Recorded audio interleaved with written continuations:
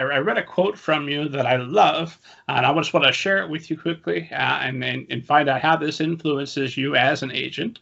But you say you grew up in a rural and poor area, a child of uber progressive hippies in a conservative town, so I tended to be friends with other outcasts.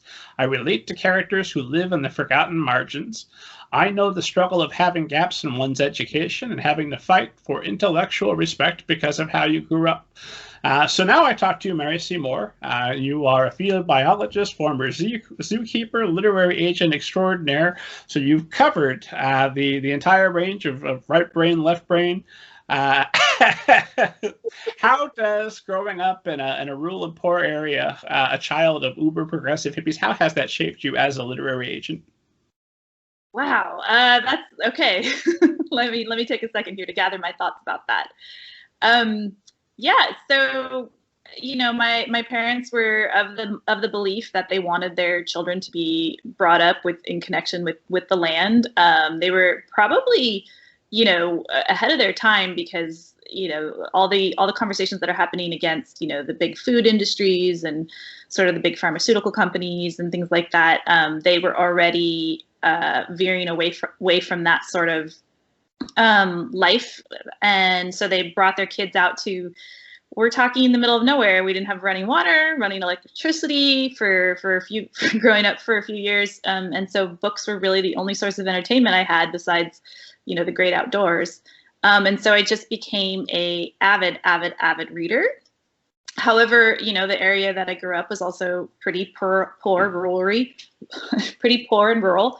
And the education there wasn't a lot of opportunity for anyone really. And I was also not accepted for, my parents being who they were.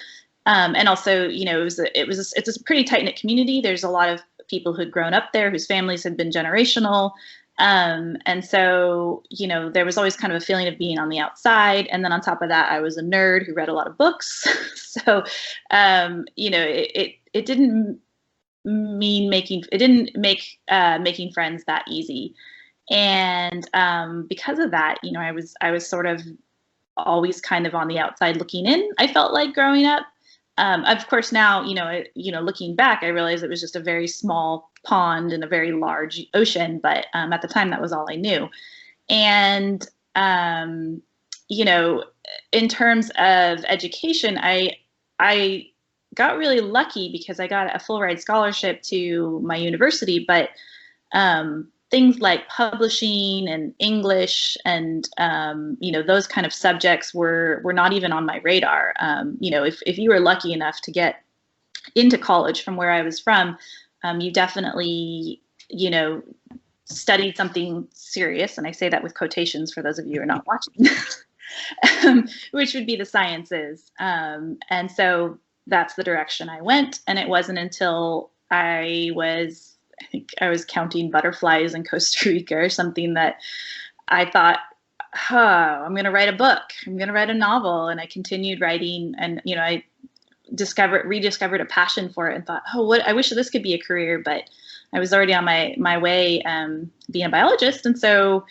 I went and started working at the San Francisco Zoo and really enjoyed it, but, found myself, kind of yearning for more. And, at some point, I think I was cleaning the newspaper of a Cockatoo and saw an advertisement for a MFA program in English and creative writing at a local college. And so that sort of sparked a aha moment and led me down this path. Message from the Cockatoo. That's fantastic. So that's a big change. Were you still a heavy reader all through being a field biologist and then a zookeeper? Yeah, I was always a heavy reader. I was a heavy reader when I was a child to kind of escape from the world I was in, which I want to make it clear that, my childhood was actually quite wonderful. Despite it being, rural and poor, there was a lot of wonderful people that lived out there. And, looking back, there was definitely a lot of love and support coming from all directions. It's just that education, and when you live in a poor area, the education is not going to be something that is going to be supportive to your career growth. So you have to work a little bit. You have to work harder, and I think a lot of people can relate to that. And I'm straying from your second question though. I can feel that. So bring me back. Well, mostly I just wanted to get a sense of your love of books, because this is a big shift to make there in your 30s. From Zookeeper, I read that you were working with the big cats, so you're full time. You're full in it, right? With all the access to all the animals, you're living already a lot of people's dream. But then you get the message in the Cockatoo, and you say, "Nope, I gotta do this 180." I guess to be a little bit clear on the story, there's a little bit of drama behind it. The San Francisco Zoo, at the time I was working with the big cats, is the same, coincided with the famous tiger attack. So not to get into too much detail about that, but I was the youngest zookeeper in that department at that time. And so things kind of got transferred around and changed, and they transferred me to working in the barnyard with the goats, which was also lovely, but not as stimulating for me personally, and which started my mind on that track of, okay, maybe zookeeping isn't something that I want to do.